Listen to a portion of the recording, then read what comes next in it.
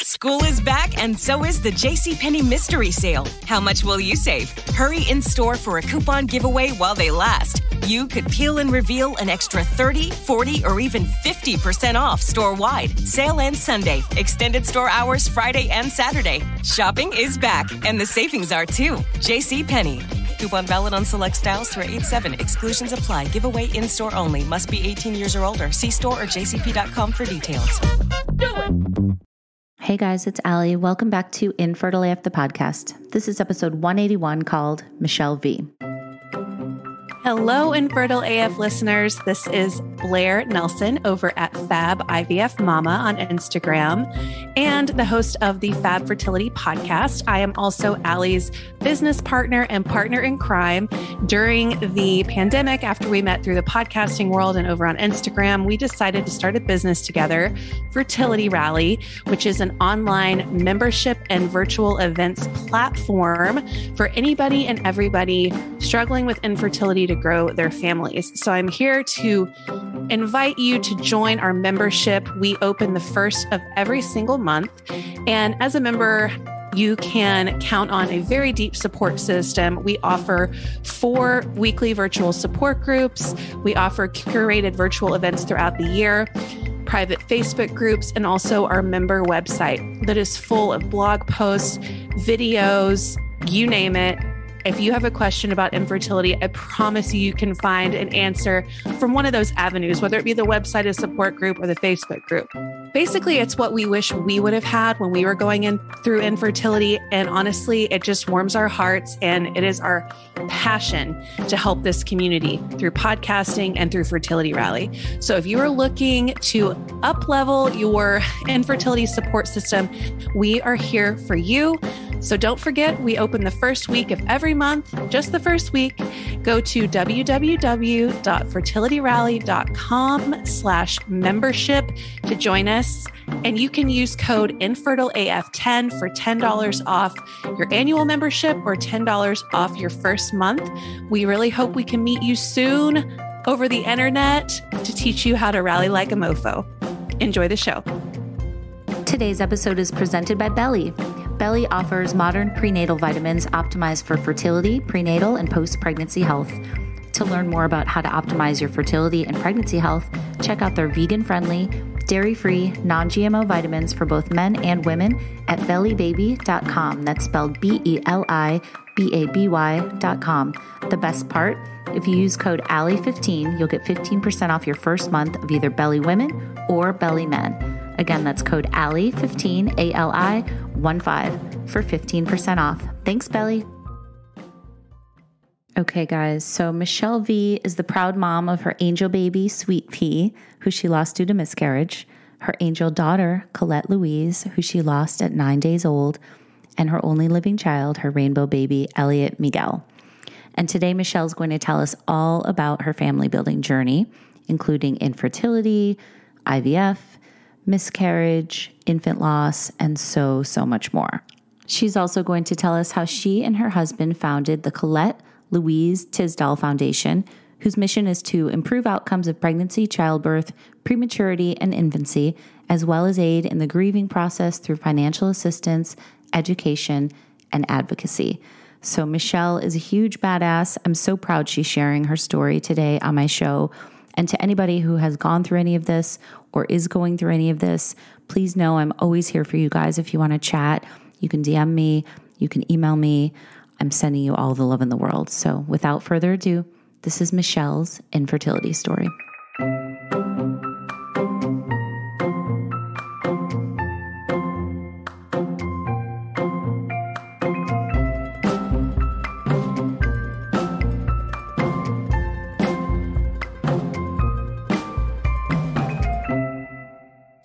right, Michelle, hello. Thank you for doing this. We are going to start at the beginning of your story, as I usually do with people. So tell me about growing up. Did you always want to have kids? Always. I mean, okay. I don't feel like there was ever a time that I didn't want to have kids. And, you know, I think really young, I dreamed of like a very big family, and so very like 5 or 6 kids. I think as time went on, I got a little bit more realistic about what I could handle and what made sense, and really kind of settled on like 2 kids. And that was just always my dream and always my thought. Mm-hmm. In terms of sex education for you, because I think that's always an important piece of this puzzle as well, like the fertility puzzle, is that, so many people that I talked to growing up, like didn't learn that much about their own bodies or how difficult it could be to have a baby. We're always taught it's really, really easy. So what was your experience with sex education? I think you hit on all of that stuff, right? I always joke, my husband doesn't like this joke, but I always say, like, if I had known how difficult it was to actually get pregnant, I would have had more fun when I was single. Totally. And I think that was very much what it was. I went to Catholic school my whole life. And I will say that for me, at least, I went to Catholic schools that I do feel like tried their best to skirt the line of like the religious piece with also some realism. But there was definitely that fear factor of like, the first time you have sex, you're going to get pregnant. And there was definitely this like just ease of getting pregnant. And I don't think, and I think that that's very much what I lived in, was this like, fear of getting pregnant and how easy it was to do that. Right. And so that was definitely something that I think I struggled with, later on when that wasn't the case, right? That wasn't my reality. Right. But it was very definite, kind of like you decided to have sex and you got pregnant. Yeah. And that was very much the message, I think, that always was kind of around. Yeah. I mean, I understand it big picture wise and why they made us all think that. It makes sense, but it's just, I feel like the implications of that and how it actually affected people as they did try to have kids was kind of messed up, because it was like, we didn't get the whole picture. Right. So maybe I don't know. I'm always talking about sex education reform and how could we do it better and differently and just like be more transparent about our own bodies. Cause I still feel like there's so much I don't know about my own body. I don't know if you feel the same way. No, I definitely feel the same way. And I was going to say, like, I think to your point, when we get these messages as kids and we internalize these messages as kids and, young adults and everything, and then we have experiences of infertility or it just takes longer or anything like that, there's a feeling of failure, right? Like, I mean, the message I sort of got and internalized, whether it intended this or not, is I was a woman. I had a sexuality and I had the ability to, not only the ability, but like that was part of my sort of job, right? That was like a natural thing to get pregnant. And it was so easy that, instead of spending time on like the struggles of getting pregnant or potential struggles, the message was really much like, until you want to have that baby, like basically keep your legs closed. And that was kind of the message. And so, it's sort of when you decide like, okay, well, now I'm ready, let's do it. And it doesn't happen. There's this feeling of failure that comes along with that. And that's really hard to deal with that in a world where, and I think anybody who has struggled at all conceiving, gone through infertility treatments, whatever, it feels like when you're doing that, it feels like every other fucking person in the world is pregnant and gets pregnant, like, basically 100%. Like, boom, and 100%. And it's like to feel in that world, to have that internalization of that, just, I mean, in an already stressful situation, because anytime you're dealing with trying to conceive when it's not working right is stressful enough on its own. And then when you have this like internalization and this like outside world that for whatever reason, and I can say this having gone through various cycles, every time it feels like it's like, who else is going to be pregnant? Like, totally. Because everyone else seems to be getting pregnant and I'm sitting here not. So tell me about your story. Okay. So you guys started to try when and what happened? Did you know there was going to be a problem right away? I didn't expect anything problem-wise. I was 34. We were engaged to be married. And so this is August of 2016. That was our wedding. And right around the April, May kind of thing, independently of each other, both of our moms had said to us something to the effect of like, if you got pregnant now, like it wouldn't be a big deal. You wouldn't really be showing or anything. Nobody would care at the wedding. And so sort of hearing it from both of it, Memorial Day weekend, I started my period and was going to start on another round of birth control. And we had planned to start basically as soon as we got married. And I kind of just turned to, my fiance at the time, now husband, and said, I mean, do I start another round? Like, do I start another pack of pills, or do we just try? And he said, you know what, you're right. Let's just, and I was kind of sick of taking birth control, especially when it seemed like, okay, so I'm going to take it for another 2 months, 3 months. And then. Right. How old were you when you originally went on the pill? When I originally went on the pill, I was about 20, 21. Okay. And so and really what I saw at that point was I didn't expect to get pregnant before we got married. I really thought, well, this will be good because it'll be giving me a couple of months kind of advance to start getting the pill out of my system. So that hopefully fairly quickly after we get married, like I can get pregnant. And that was really what I saw it as, Right. And that wasn't the case. So, we were trying and we were doing all the things that, right. We, trying to time things, I had talked to my OB and, my gyno OB and, really just trying to like have lots of sex and enjoy it and naturally what we thought would happen. Yeah. And it didn't, and it didn't again, and it didn't again. And so finally, so I actually think in late October, early November of that year, I actually do think that I might have been pregnant. I don't know. I was traveling with my mom. I was really exhausted. I was dealing with a little bit of nausea and those kinds of things. My mom actually sort of half jokingly, half serious sort of said to me, she was like, "Are you knocked up?" And, and I joked about that, like we kind of joked about that. And she was like, "I think you might be." And she like, got very serious. And she was like, "I think you might be." She and I were on a knitting retreat, and one of the other women in the group asked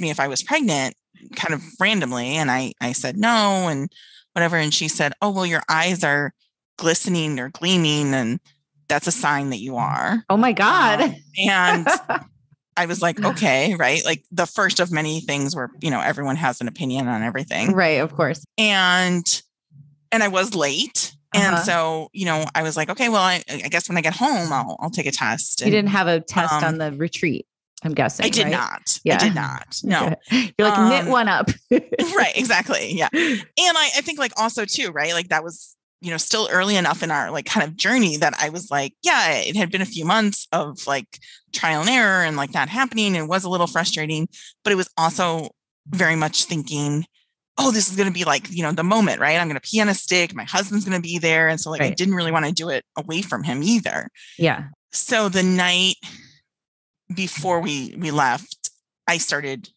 what I thought was my period. And so that was really just like, I think I had held it together for that point. It had been 6 months of trying. I was not quite 35 yet, but I was, getting close enough and all of that. And so that was really like heartbreaking for me. And then I stopped bleeding. And so then, and I had my mom there who was like, well, that's not unheard of that you have some spotting early on. And so it was like thinking about that. And I remember in the airport going to the bathroom and like, it was just like full blown heaviest period I've ever had kind of, thing. And I was like, okay, what it is. And then it stopped shortly thereafter. And I just thought it was a weird period and I didn't think much of it. Because again, kind of like you said before, like we don't know that much about our bodies, right? So I'm bleeding and I'm a little bit late and I just think it's a normal period and some periods are a little bit heavier than others. And, and so I didn't really think much of it. Now in retrospect, knowing everything I know now, I often think that was actually a miscarriage. But, no way to know now, just to kind of, guess. And then it was shortly after that, so probably like the end of October or so, that I was like, you know what, let's just go get checked out and let's just see, like if there's an issue, maybe we can fix it. And so we did some testing with a fertility center and, really just got the like dreaded, unexplained infertility diagnosis. What did they test you for? Like, what did they do? Was it just like blood panel and all that stuff? And so it was blood panel for both of us. It was a semen analysis, ultrasound for me, Maybe that was it. I think that might've been it. Okay. Yeah. So unexplained was unexplained the diagnosis. Okay. So what did they suggest? So the doctor wanted to go straight to IVF. Mm-hmm. In retrospect, again, like, I'm not really sure why. Like, he never provided a great explanation. I was anti-IVF because, my Catholic upbringing, right? Like, to me, that was not something I was comfortable with. And so, I said no right away. And my husband had known that was a belief of mine. And was he Catholic too, or is he? He wasn't raised with a religion. So, he was very much like, okay, I'm going to let you take the lead. And, kind of in all of this, I will say that one thing that he has been awesome with is, a lot of those decisions, he really lets me take the lead. He's like, it's your body that you're, putting through these paces and these things. So, like, ultimately, like, you're the one who's got to make that decision. And that was like the first time where, I was definitely seeing that. So we tried IUIs. We did 3 or 4 IUIs, and I honestly just don't remember. Yeah. Did you do them kind of back to back? We kind of did them back to back. I know medication involved. Medication that made me absolutely crazy. Clomid? So no, Clomid, I did not. I wasn't on Clomid. They had told us like the percentage of chances. To me, like, yes, I had known Clomid. I knew, people who took it and then got pregnant. I was like, let's go with the better chances. So it was injectables, and, just made me crazy. Right. So I would like sob hysterically for no reason. And then also at the same time, then I would feel like I was jumping out of my skin, and it was just a whirlwind. And I remember in one of my monitoring appointments going in and saying to the nurse, I don't know what's going on with me. I don't know if it's me, but like, I am crazy on these pills. Like, this is not normal. Yeah. Like, this is not okay. This is not okay. This is not me. Like, whatever. And the nurse looked at me and said, that's not supposed to be a side effect, and like walked away. And I was like, okay, but it is for me. Right. I hate when they minimize your pain or frustrations or just kind of leave you hanging like that. Yeah.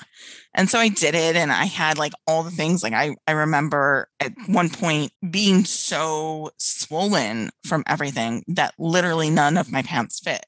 And to work, I typically had, like, at that point in my life, I typically wore dresses. And so I was able to pull off dresses, but we were going out with friends, and I didn't really want to wear a dress. And I remember just like, sort of that like scene in movies of like, throwing all the clothes out and being like, nothing fits. Yeah. That was what I was in. Oh my God. I've been there so many times. Right. Exactly. The montage in your closet. Right. And you're like, does this fit? Does this fit? Does this, and, so like, all those kinds of things. And again, I would like report them, and I was sort of being dismissed, with like, oh, that really shouldn't happen. Or like, oh yeah, that's normal. And, and I was like, I mean, I expected some bloating, but like literally nothing fits me. Like, I didn't, like, that wasn't part of the plan or my thoughts or anything. And so we did several IUIs. None of them took. And honestly, I came around to IVF largely because I was so tired of being on these terrible drugs and not having results. Yeah. And so it was like, well, IUI is not as effective as IVF, so let's do IVF. Okay. So let me ask before you go on, how is this like affecting your marriage? Were you guys on the same page? Was there any stress? Oh, there was total stress. Okay. Right? Tell me more about that. I mean, we need to normalize this because feeling like so alone, right? I was doing this. I remember my husband and I having a really big fight because I was on, God, I can't even think of the drug names. I feel like I've like blocked out so many things. But it was in a green little pouch. Okay. And we were getting ready to go out or something, and I needed to do my shot. And I was like, hey, can you grab me the green thing? And he went and found something else entirely and brought that to me. And I was like, that's not what I use. I was like, and I had been doing shots for quite a while by that point.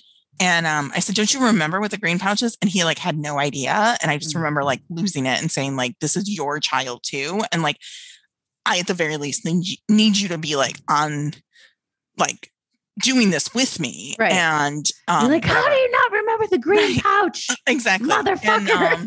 And, right. And like, that would have been me. I had no problem like injecting myself, which I know like I've had, I have a very good girlfriend who like never could do that. And I totally was fine injecting myself. Like that never fazed me. And so I was doing a lot of it alone. And that was something that like we had to change a lot of was like, then like Mark, my husband had to be present for it. Right. Yeah. Like I was still okay with injecting myself. I wasn't asking him to do it, but I wanted him to know what I was doing. And to at least feel like if I'm going through all of this and I'm having the effects and I'm doing this, at least you're like present for it. Yeah. And, that was hard. And it's also hard, right? When you like, when I'm saying like, I'm sobbing for no reason, right? Like my poor husband is like, what is going on? And, and I'm like crying and I can't even tell you why I'm crying. And, and then I'm crying again because like nothing fits me. And, I'm having that kind of issues and like, talk about body image issues that, are like coming up and completely all of that. And, so I think all of that is such a strain and it's so difficult. And, also like, right. In any relationship, like the sexual part of your relationship is supposed to be very much ingrained in part of this, right? And you go through these procedures and it's like, let's take out all of the fun of sex. Let's take out all of the romance, right? Because like now we're going to put you on like time sex and we're going to shoot you up with these drugs that like mess with it and, all of that. And like really take it out. And then, by the way, also like you can't have sex within this period of time because you have to provide the best sperm sample and blah, blah, blah. Right. And it just like gets to this point where it's like, oh my God, like, please don't touch me like ever, like right now, like it just, because all of that's taken out and that has an effect on it as well. Right. And so it's also very much trying to get intimacy, but in a different way than a lot of couples will. And so I think that that's like a huge struggle.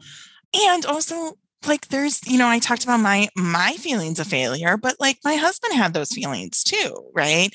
And, his numbers were fine, but they weren't fantastic. And so, he wanted to do something and they did tell him to go see a urologist and the urologist worked with him. And then actually he went on Clomid at some point in all of this. Wow. I don't know if I've ever heard of a man going on Clomid. Yeah, I didn't know that either until it happened to me, but so he was on Clomid too. So like, again, like he's also having, like not to the same extent I'm having, but he's having some, kind of like hormonal issues and things. And like, so, we're both trying to navigate this and, nothing is going according to plan, right? Like, we're at these points where it's like, okay, if anything had gone according to plan, we'd be like waiting a baby or a baby would be here and, trying to navigate those and feel those out. And again, like I said, at the same time that every other fucking couple, is like pregnant. Right. And so like, we're trying for our first and we're finding out about friends and stuff who are pregnant with their second and the third and, and things like that. And it's a lot. Yeah, it is a lot.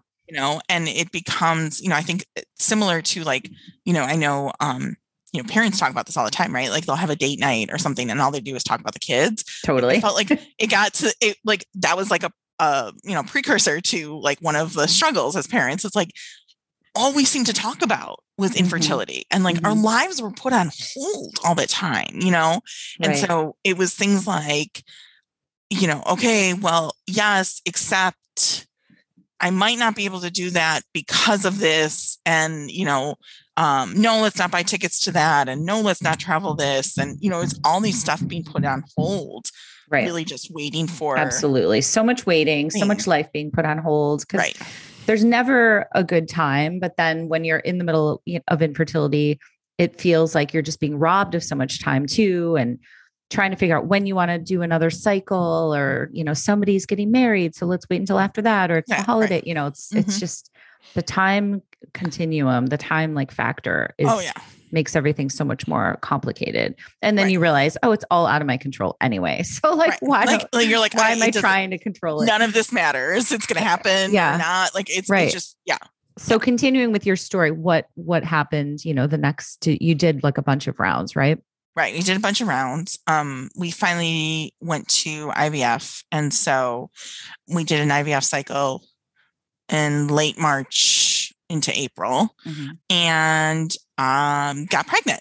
And that was amazing. And I will say that, really having been the first time that at least I know I was pregnant, that exhaustion thing that I had been like convincing myself at various points throughout, the trial hit me full force. And I was like, oh, so this is what they meant by exhaustion. Like, all that stuff before, not the same thing. Right. It just happened that my husband had quite a few nights where he was either working late or he had something, with friends or whatever. And so it was several nights of, me coming home to by myself and really being at home by myself for some time after work. At the same time that our dog, which had been my dog before then, apparently really did not like me being pregnant. And so he was doing things like, peeing on my blanket on my side of the bed. Oh, yeah. And all of that. And so like trying to do all of that while feeling bad and everything, it was a lot. And so there was a night finally that, and it was Thursday night, and Mark came home and I sort of lit into him. Right. And like all the hormones, all the this, whatever, just kind of geared up to like, I was crazy, like blowout. I was just blowing on. And he was like, what is going on? And I was like, you don't understand what this is. And I'm exhausted and I'm barely keeping my eyes open. And I was staying up, really just so when he got home, he could give me the progesterone shot that like was hard for me to give myself. And then wanting to go to bed. And so like, we weren't connecting. We weren't really like talking and we weren't spending time with each other because I was so tired. And like, and I'm saying like 8:00, I was ready to like call it for the night, which was very different than our relationship had ever been. Right. And so, it was just so we ended up having this really big fight and, really talking through a lot of things and realizing, we hadn't expected just how much exhaustion really meant. Right. Totally. And like, what that looked like. And we didn't know our dog was going to, just really react in this way. Yeah. And that I was going to have to be dealing with this on top of exhaustion. And so we had this really big fight. And I remember there was a Thursday night. And so Friday, we made up, we were fine, whatever. Friday, I was going to work and I actually felt better. I felt like Mark really understood where I was coming from and that we were doing well and everything, and got to work and I was bleeding. And so, try to kind of hold it together and, go to my office, and I closed the door and I called the nurse and, got told I would get a call back, which, there should be like a special like hotline for like, hi, I'm having a crazy moment and I need somebody like right now, immediately at this moment to like take care of me. Like the Cray hotline. Right. Exactly. And, so in the meantime, I called my husband and I was like, listen, I'm bleeding. It's not a lot, but it is blood. And, I have a call in and the nurse was supposed to be calling me back, but I just want to let you know. And he was like, okay. Kind of like you could hear that in his voice of this, like, shit. And also at the same time, like, okay, let's just, it's okay. It's okay. Yeah. Let's go with it. And nurse called me back and was like, okay, it's normal. Why don't you like, are you available today to come in? I was like, yeah. And if I wasn't, like, I am now. Make it happen. Yeah. By the time he picked me up, I had like bleeding had increased. And so I got into the car and basically sobbed the entire way to the doctor's appointment saying, I'm losing. And we had been calling the baby Sweet Pea at that point, just based on like the size of where I was at gestationally. Yeah. And I was like, I'm losing Sweet Pea. Sweet Pea is, and so we went and they found, longest, quietest ultrasound ever of my life. Yes.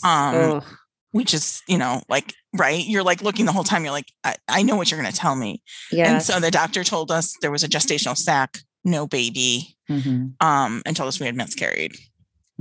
So sorry. And thank you. And, kind of, I don't know, said something about, this, that, and the other, we hadn't genetically tested. And so he talked about genetically testing and, and really at that point, he was like, I just want to go home. Mm-hmm. And then he said, we will need to take blood work, and then you'll need to come back on Tuesday to take more blood work and make sure that you are in fact miscarrying naturally. Mm-hmm. And so he was like, okay, go into this room with, for blood work, and somebody will be in soon.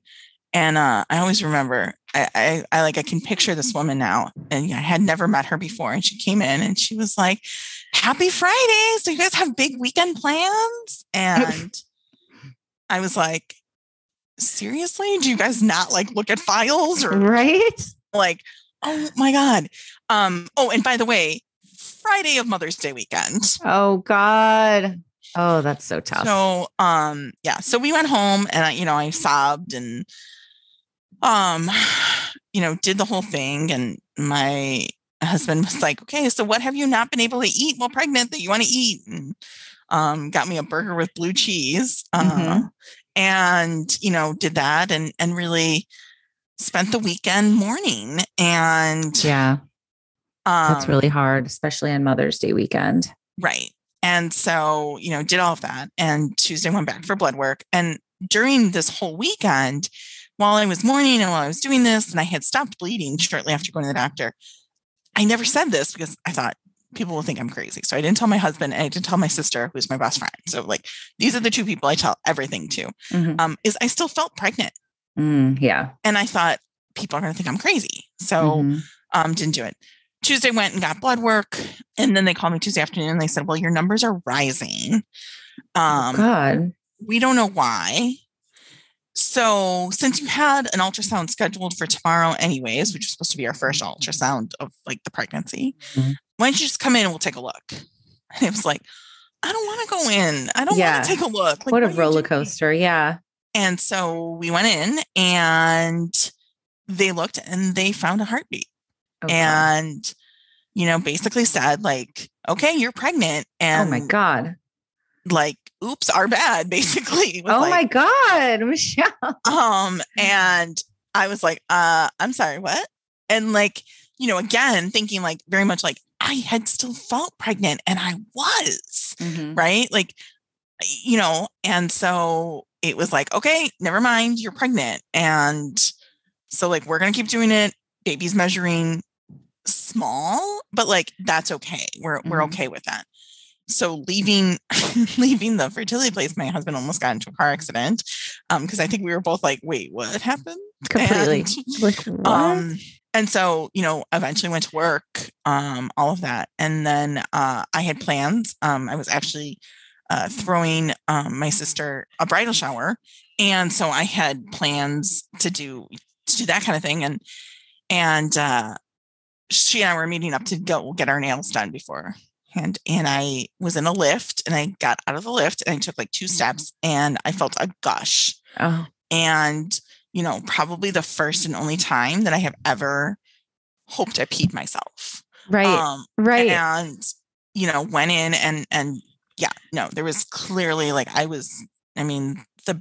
ran into the bathroom in her building, and that bathroom looked like a murder scene by the time, I was kind of doing this, and I cleaned everything up and went upstairs and really just didn't know what to do. And I had told my sister already about this. I'm pregnant now. Yeah. And I always remember I rang the doorbell to her office, and she came out from the back, of the office and was like, oh, come on in this way. And I wanted to go to the bathroom, and I wanted her to see this and tell me, I needed somebody to tell me what to do all of a sudden. And I just remember whisper screaming, I'm miscarrying right now. And so we went to the bathroom and, did this and ended up in the hospital because I was losing so much blood that they just didn't know. And, I was going in, and I always remember emergency room and, weights and all this. And they took me into the little triage room, and the nurse is, taking my information. And then all of a sudden she looks down, she goes, is that your blood? And I literally was sitting in a pool of blood. And she was like, yeah, so we're going to take you back now. I was like, you think? Yeah. and, did that. And yes, did another ultrasound, and I had completely miscarried. No gestational sac. God, I'm so sorry. What a roller coaster. It's so hard emotionally too. And physically. Oh yeah. Your body is going through so much. Yeah. And so, I will say that when I got pregnant, even before we had the official test, I was dreaming of twins. We had only done one embryo. So I have since asked doctors, and they all say yeah, it might have very well been twins and you lost one and then lost the other. They're like, we just don't know. And, there was no testing of anything or whatever. So they're like, we just don't know. And then we did another round at the end of July, and that one did not take. Mm-hmm. And I, at the time, did not like the fertility center we were at. I didn't like the way that they had handled the miscarriage. I was getting frustrated with our doctor, who I felt like didn't really know what he was doing. When I miscarried and we did a visit afterwards, he was like, I was like, can we do some testing of me to see? I mean, are there some things that we could address so that I did, so that I don't miscarry again? And he was like, well, we typically wait until it's you've had 2 or 3 miscarriages before we do a panel of these testings. And I was like, no, we're doing them now. Mm-hmm. He's like, well, I mean, the thing is, and I was like, oh no, we're doing them now. And we had this sort of standoff. And finally I said, okay, look, here's the deal. We're doing these tests. So I will sit here in this office, in this chair. Yeah. Until you draw my blood and you do these tests. Yeah. And he just looked at me, and I always remember he looked over at my husband. My husband was like, she's crazy. No, she'll do it.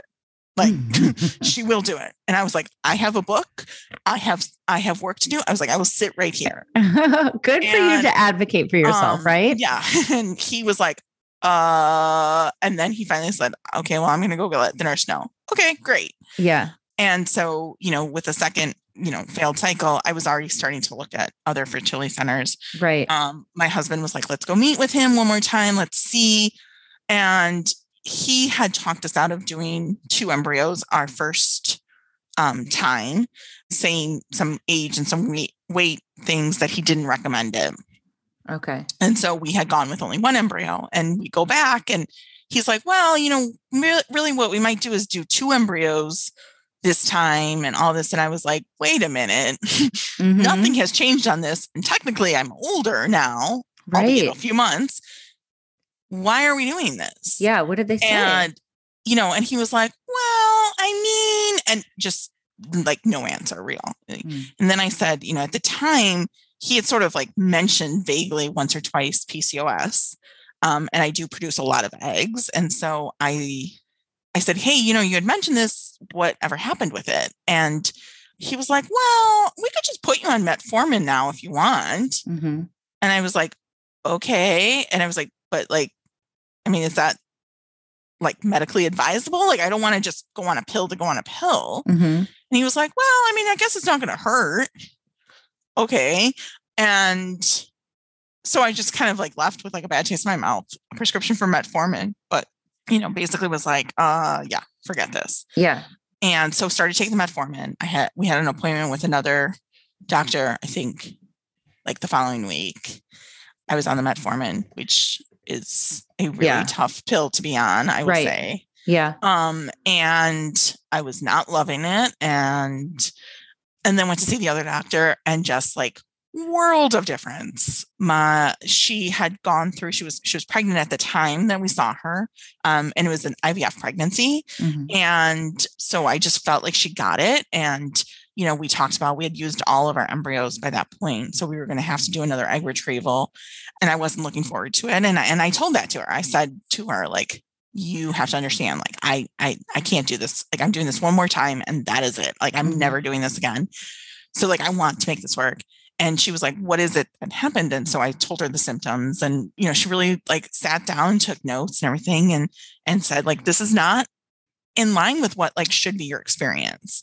And so she switched around some of my meds, and we did another egg retrieval. And I mean, at the end, I think a couple days before the egg retrieval, it might've even been the night before, I turned to my husband, I was like, you know what? If I had to, I would totally do this again. It wasn't this bad. Yeah. And he was like, wait, what? And I was like, it honestly really wasn't that bad. Like I knew what to do. I had a doctor who was like checking in with me, who like right away was like, yeah, you don't have PCOS. So go ahead, get off the metformin. And I was like, thank God. Oh my gosh. And I feel like you were like, this is such a roller coaster ride. Like, oh my God. Yes. And just really like was very in tune with me. Had sent me for a variety of tests, including like I did the glucose test and everything, because there was some indications of something. She just wanted to rule out some things. And she herself called me with test results and, sat on the phone with me and walked me through all these things and explained IVF to us in a way that like, I remember walking out of there and we had already done 2 rounds of IVF and my husband saying, I actually understand IVF for the first time. And I was like, that's really sad, but okay, I get it too. Right. And really just was a world of difference. So we did well with the egg retrieval. We genetically tested, still had a good amount of embryos. And so we implanted in December of 2017. And I got pregnant with our daughter, Colette. We found out like 2 or 3 days after Christmas, but on Christmas Day, my entire family was like, yeah, you're pregnant.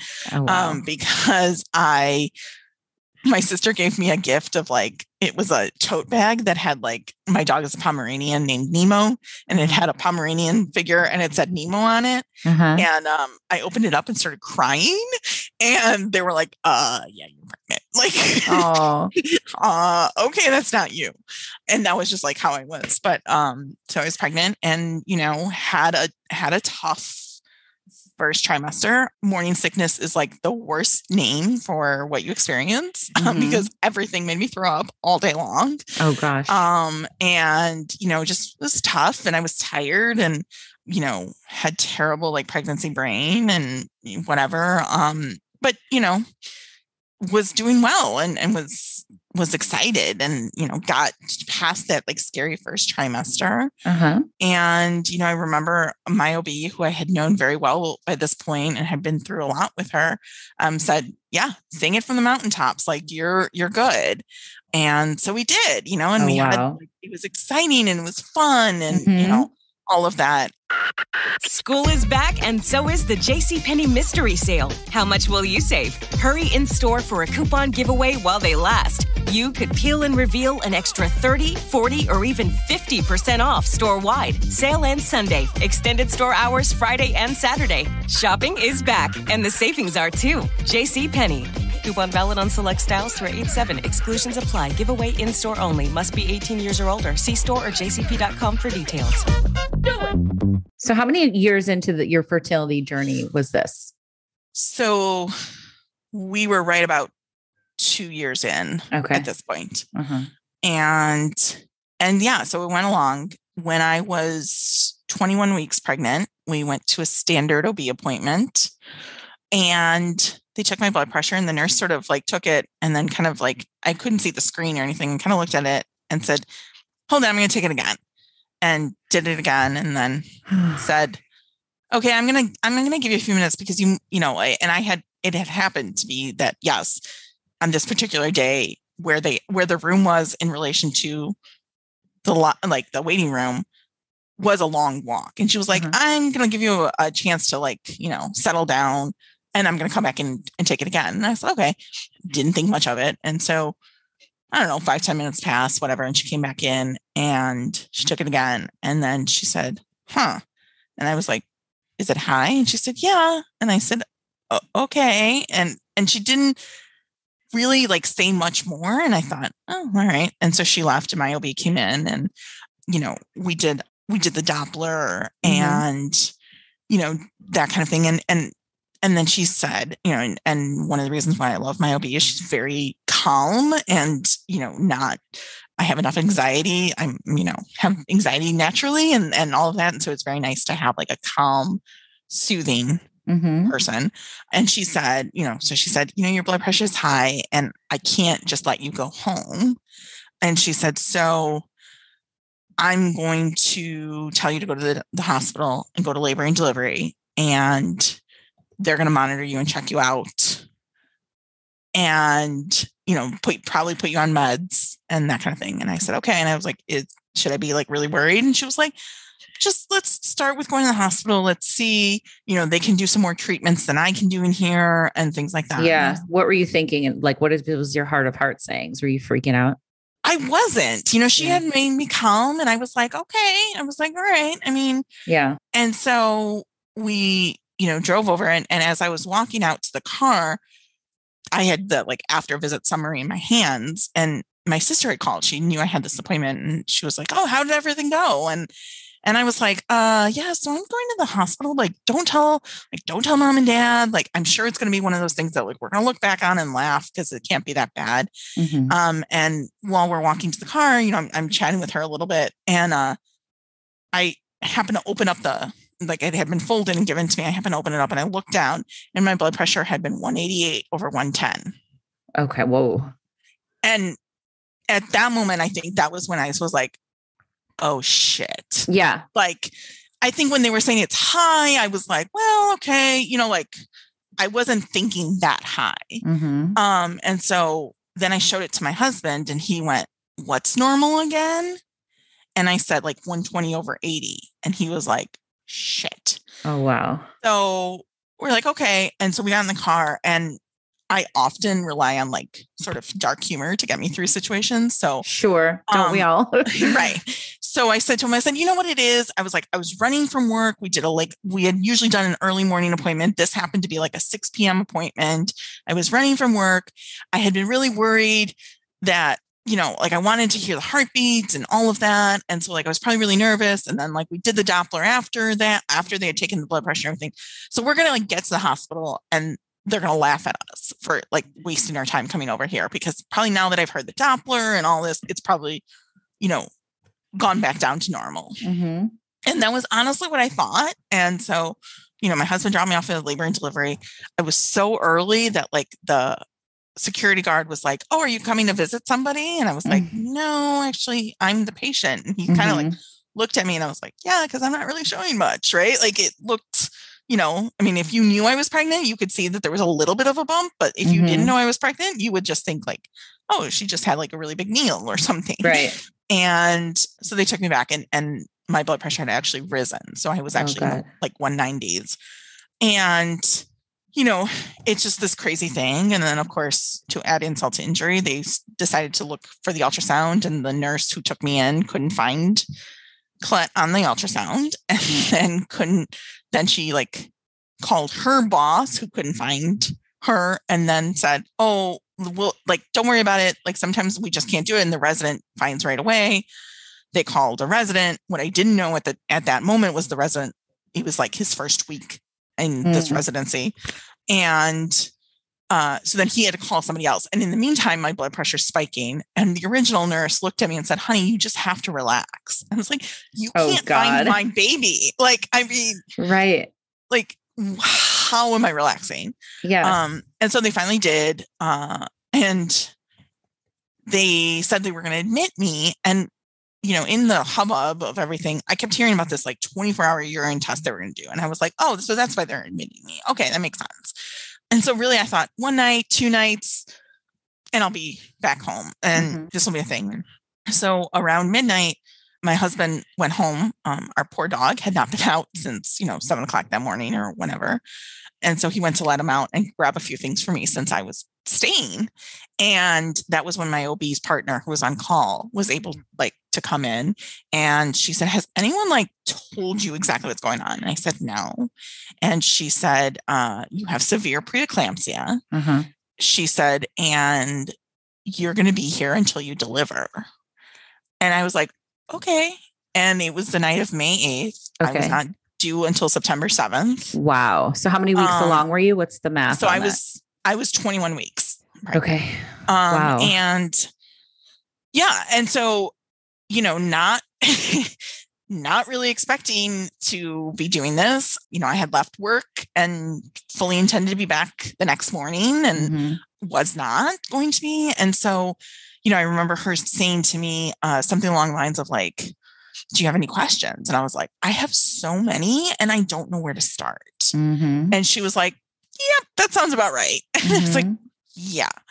And so, kind of did all of that and really, all of the things, right? Like, I was managing a team. How am I managing a team when I'm in the hospital for hopefully months? Right. Like out of nowhere, you're like, how am I doing this? Like, am I going to be okay? Is, baby going to be okay? Yeah.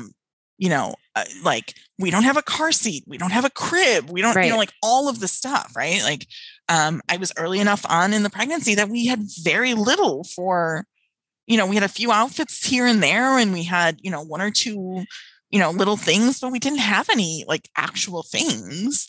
And so, it was a lot to kind of take in, and then a lot of numbers and a lot of, when success rates and when viability happens and all of this, and, a lot of in and out and,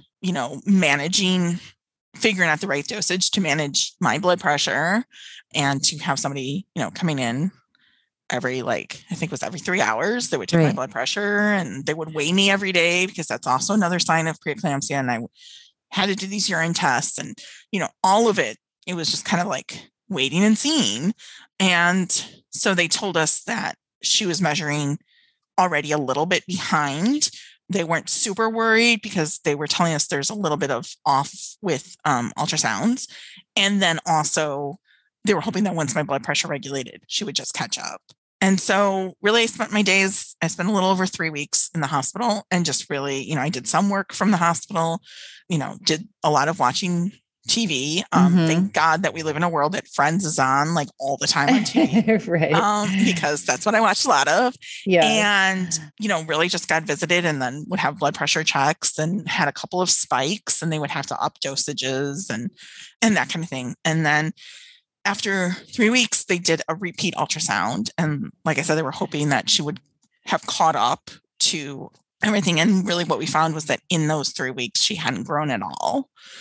And so the doctors recommended that we do delivery, because their feeling was they could do more interventions on the outside. And so I delivered her via emergency C-section. I did a classical C-section, which is like where they cut both ways. So it's even a harder recovery than a C-section. Oh, wow. And delivered her at 24 weeks, 5 days. And, they had warned us throughout, all the prep, like, she's not going to cry. She's too early. Like, you need to be prepared for that, all of that. And so they took her out. They said it's a girl. And that was actually the first time I remember actually being referred to as a mom by somebody. Oh, did you know she was a girl when she was in there? We had not officially found out, but I had known Colette was a girl from like before I was pregnant. Like I knew everything in my being told me she was a girl. And in fact, like when we were looking at and choosing names, my husband kept being like, okay, well now we need a boy's name. And I was like, no, we don't. And he was like, yes, we do. And I was like, it's not a boy. I was like, I'm telling you, it's a girl. So my mom had said it was a boy. And so one of the nurses had been there when my mom was like, it's a boy, like right before delivery. And so that's why I remember it. So she was like, it's a girl. And then this nurse said, oh, look, mom was totally right and grandma was wrong. Mom. And I remember hearing that and being like, oh, I'm mom. Like, yes. Oh, okay. That's right. And because at first I was thinking like my mom and my grandmother, I was like, you didn't see my grandmother here. Like, what are you talking about? And right. And kind of doing that. And we're straight off to NICU. And we spent 9 days in NICU, which is a whole other roller coaster of emotions. God bless all the NICU medical team and NICU mama and daddies out there. Oh my God. Yes. A couple of friends of mine through this community are experiencing that right now. So sending extra love to them. Yes, for sure. And, and I will say that the one nice thing is my sister was a preemie. She was 8 weeks premature. And so my mom, as a fellow NICU mom, said to me, this is a roller coaster, and you will start off some days thinking your kid is a total rock star and is just defying odds, and you will end it feeling totally differently. And then you will have vice versa, and you might have it back and forth 2 to 3 times in the same day. And like, you just have to hang on and like do this. And that was really like kind of the best thing that anyone could have told me at that point, because that's what it was like, And she hung on, and after 9 days, we lost her. Oh, And I'm so sorry. Thank you. What happened? Her lungs were really underdeveloped, and the technology that NICU has is when they are that underdeveloped, they can put them on a certain respirator. Mhm. That respirator will eventually, it's a tough one, and it will eventually start to kind of break away a little bit at the lungs and the tissues. So they don't like to keep babies on that for very long, and they will transport them to another one that won't do that to their lungs. So she had been on the first initial, like, kind of tough one for a little while. They had tried several times to switch her over to the other ventilator, and she just wouldn't take it for very long. So they would try to do it at slow points. That's usually how they do it. They'll do it, maybe an hour or two at a time. And usually, kids will get the goal is to get them to a point where they can do it. But she wouldn't really last very long, and we knew that. And so when they had put it in, finally they were saying, like, we think there's just been so much damage with her lung tissue because she's not responding well to any sort of treatment. And so we knew that. Everyone, like, my whole family started to gather because they were telling us, kind of like, this is going to be it. And I refused to believe it. I mean, I just really thought she would pull through and be good. And so I don't think anybody imagines that it's going to go the other way, right? It's just unfathomable. Not at all. And so I do remember, like, being, and so, like, in our NICU, they would do shift changes, and shift changes were like, all the parents had to leave during the shift changes, and they were, like, hardcore on those. And we were actually there alone with doctors and nurses during a shift change. And, like, that was kind of like my first indication of, like, this is really truly happening, when they were, like, breaking this rule. And even, like, at some point, it was only supposed to be 2 people at the bedside, and, one of them had to be a parent and all of this. And at some point my sister was allowed in, and I remember her being with us. And so, right at the point, I could feel the doctor sort of starting to talk about, like, making those decisions and making that, those calls. I remember shouting in my head. Did I shout it out loud? Not really sure at this point, but saying, please, Colette, do not make me make this decision. And I just remember saying that, like, because to me, I was just like, please don't make me make this decision. And almost instantly her numbers started to drop on their own. And to me, so they to me, that was always like a gift she gave me at the very end. I just got the full body chills. Yeah.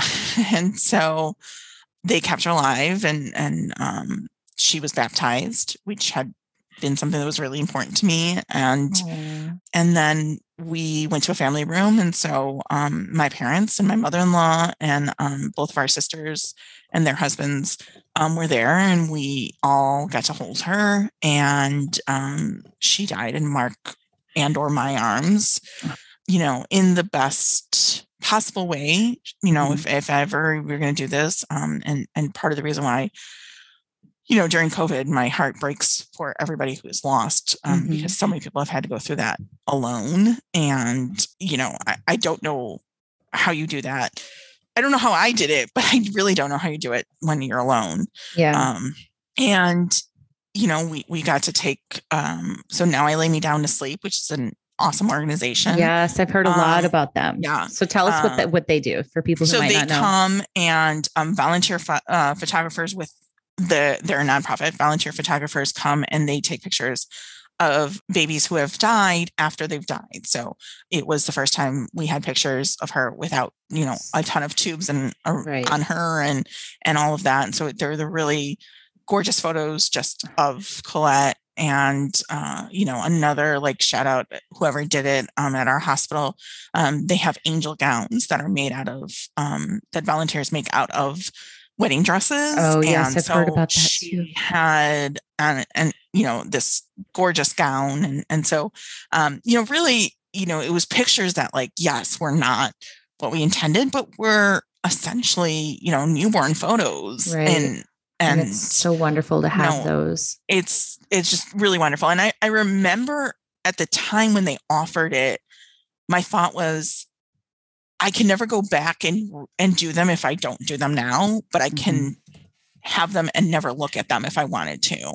And that's a great way to think about it. You know, and we did that. And, you know, when they came, my husband and I waited till we were together, and I was like, I want us to look at them together. And I don't know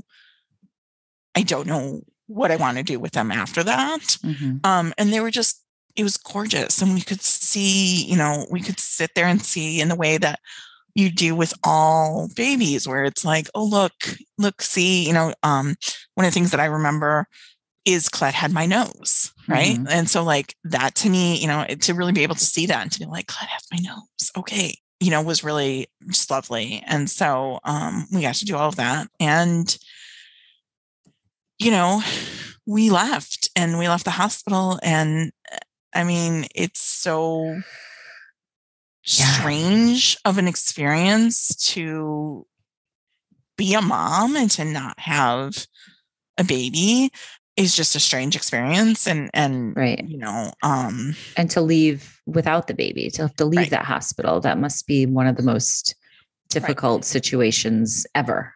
Yes. Yeah. I'm so sorry you had to go through that. Thank you for sharing this. I know you're helping so many people by talking about this. Of course. Yeah. And so, you know, it's a very strange grief. And my grandmother died a few months ago now. And, you know, I was thinking about this afterwards, right? Like I cried and I mourned and I did all of that, but nobody was like talking to me, or I wasn't thinking about like, oh, well, now I have to go find another grandmother. Like my grandmother died and that was end of it. And so like, I think that that's really unique to kind of, you know, baby and child loss is we still wanted to have a child at home. And so, you know, and people talk about that with you. And I always think about that with, you know, after having recently had a loss of another nature of like, you know, great people who came to the wake and the funeral, you know, talked to me about, you know, like, oh, she was so incredible. You know, she always made me laugh. You know, she loved you, you know, all of those kinds of things. But nobody was like, well, at least, you know, you can have a grandmother. But people say things like, well, at least, you know, you can get pregnant. Right. And, you know, that kind of thing. And it's a very strange world to be in when that is happening and you're hearing that. And you're trying to think of those kind of next steps at the same time you're grieving a child. And at the same time that you're worried about losing that connection through grief to your child and bringing another child home. And what does all of that mean? And it's very odd. And you're dealing with, you know, guilt. I mean, I remember, you know, spending hours thinking of like all the different things I could have done. Right. So, you know, I was at a job that clearly like had gotten to a point where I had a boss that was toxic and very difficult during my pregnancy. And, you know, so you think about things like, well, what if I had just quit that job while I was pregnant? Like she was already putting enough stress on me. And if I had that stress removed, and what if this and what if that, and, you know, all of those kinds of things. And then I remember talking about this with my therapist. My therapist said, okay, so let's say you had done that. Do you know for sure you wouldn't have had the same, and like you would have had a different outcome? And I was like, no. And she was like, yeah, you can't do that. But we naturally want answers, right? Like we want to know that we can do this. So ultimately, you know, we tried naturally. We went back and talked to maternal fetal medicine. That really, you know, unfortunately, and I think this is large part of where, you know, we really need to do some advocacy on research because, you know, they work with what they know. And so there wasn't great big, you know, recommendations for changes. And we tried naturally for a while. And then we did do one round of IVF that didn't take. And, you know, I remember when we found out it didn't take that my husband was at work. I was, you know, away. And so we hadn't seen each other when we finally got both got home and could see each other, were hugging me, and my husband's crying. And I remember feeling a sense of relief that I wasn't pregnant. And then that's hard too, right? Because like, kind of going back to the very beginning, I had always wanted kids. Like, how could I be relieved to not be pregnant at this point in my life? And completely, and really struggled with that kind of guilt feeling and that kind of thing. And then ultimately the end of April of 2019, I approached my husband and I said, I don't think I can be pregnant again right now. Yeah. I still very much want to have children, and I want to have biological children. And so I want to go with a gestational carrier. And, I know that I completely floored my husband, because in the aftermath of Clet's death, when we talked about, our options, I had said, no way, no how will I let somebody else carry our child. And so I know he was like, wait, whoa, hold on, time out. Like a year ago, you felt totally differently. Like, what has happened? And it really was that, like, the act of being pregnant scared me so much that although I wanted the end result, I couldn't see putting myself through that. Yeah. That makes a lot of sense. And I wanted to maximize the chances of the end result being the end result we wanted, and not the end result of loss. And so we found a gestational carrier, who was absolutely amazing, and got pregnant on the first try, and we have our rainbow son. And oh my gosh. It's amazing and wonderful and just absolutely lovely. And yes, and in doing that, we gained more family, right? We gained family of our surrogate and her family, and, right? And so, it was really real quick, like a lovely thing. Did you use an agency, or how did you find the? Okay, we did use an agency. Really, you have those conversations. Like, who do we know that would possibly be willing to, and that didn't have, so right, we have some friends who have like history of miscarriage and things like that. So we didn't want to ask them. And, we have friends who are, at an age where we know that it's not really the best option. And right. So we did go through all of that. And ultimately just really didn't feel like anybody was a great fit in that, or that we felt comfortable asking. So, for example, my sister, who does not currently have kids, we thought about asking her, but we didn't know, she was married and they were sort of trying, but not trying, and kind of that sort of thing. And ultimately I felt like, I didn't want her to get pregnant for us, her first time. Like I wanted that to be for herself. Right. And, so it was things like that, we went through, and ultimately went with an agency who, really got us like the most incredible woman who, just really loves being pregnant and has had easy pregnancies, and who really took to heart with her first child.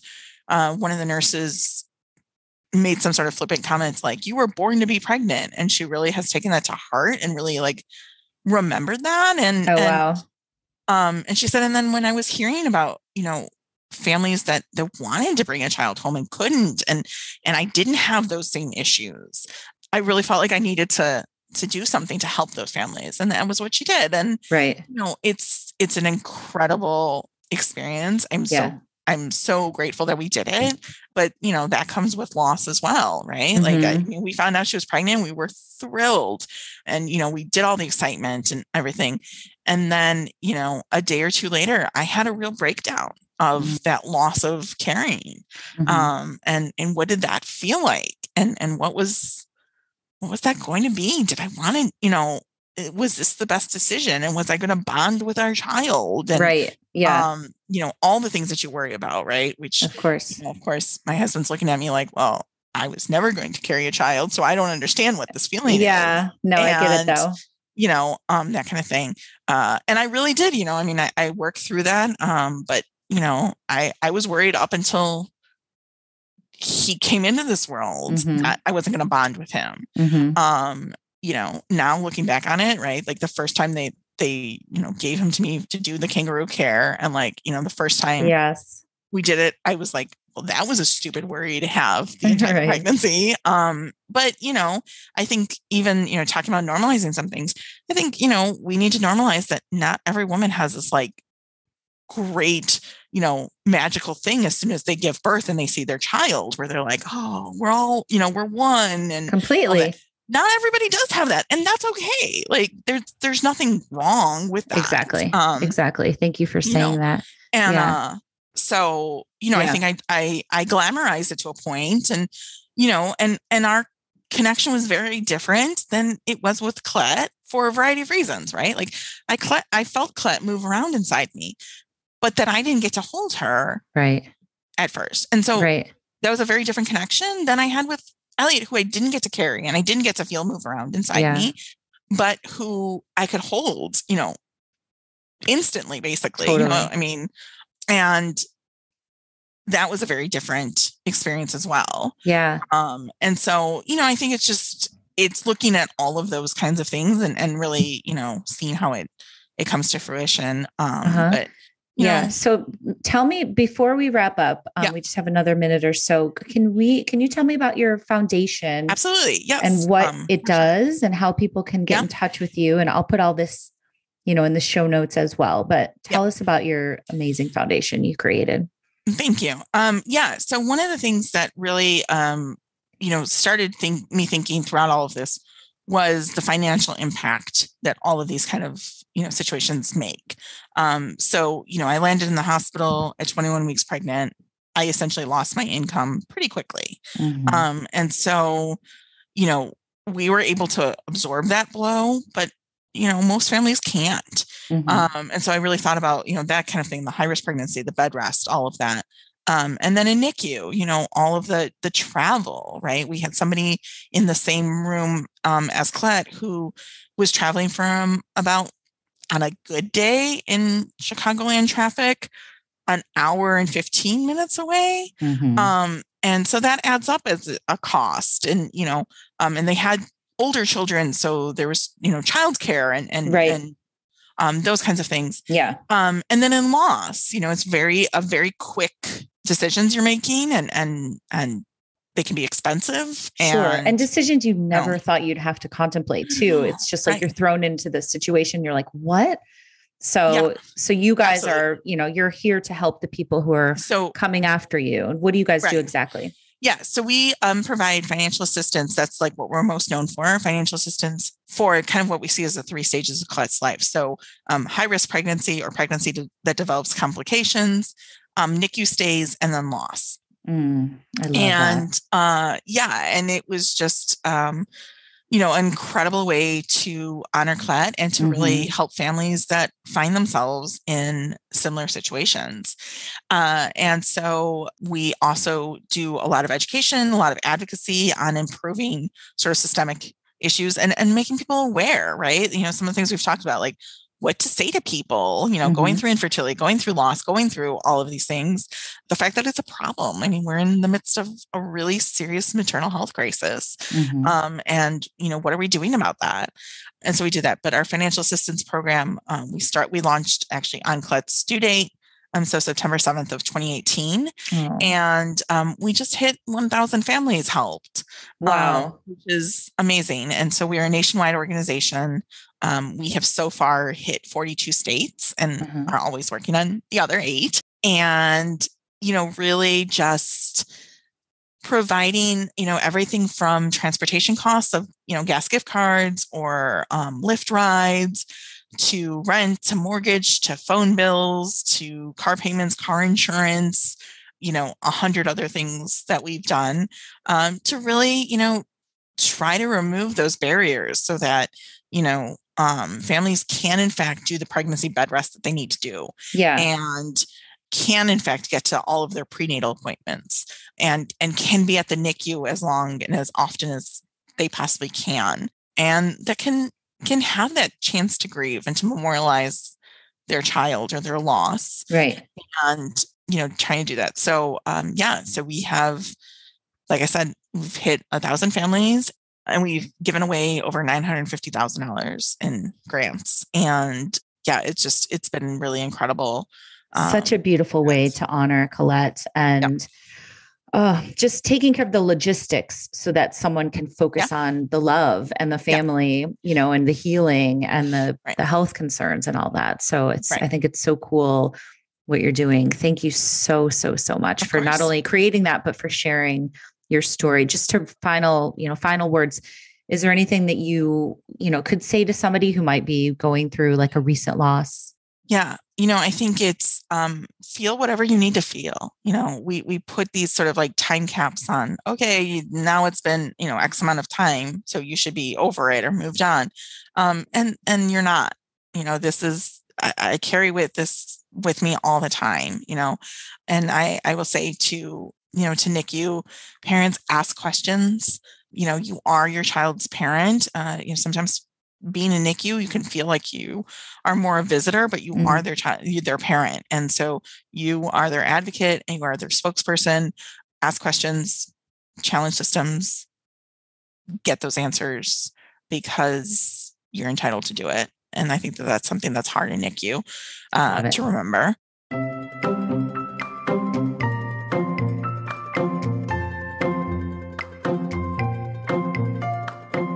Okay, guys, thank you so much for listening. And thanks again to Michelle. Sending you a ton of love, Michelle. Thank you for sharing all of that. Guys, please check out the Colette Louise Tisdall Foundation. Definitely pass it on if you know anybody who has gone through anything and they might need their resources. It's a great foundation with a great mission. So I'm happy to support it, happy to spread the word about it. And I'm just really glad that you guys found this podcast and that you listened today. So thank you so much. Also, don't forget that Fertility Rally membership is open. We are open the first week of every month. So if you guys need extra support, you want a badass community of people who get it, please check us out on Instagram at Fertility Rally, or you can go to our website, fertilityrally.com. We have monthly and annual memberships. We have 4 support groups per week, which have just become incredible. Every single group we do has been so great, and we're happy to support you no matter where you are, no matter who you are, no matter what you're going through. It's all virtual, so it doesn't matter where you are in the world. It doesn't matter what you're going through. You could be at the very beginning of your journey, or you could have been here for a while, but everyone is welcome. So check out Fertility Rally. Thanks again for listening, and I'll talk to you guys next time.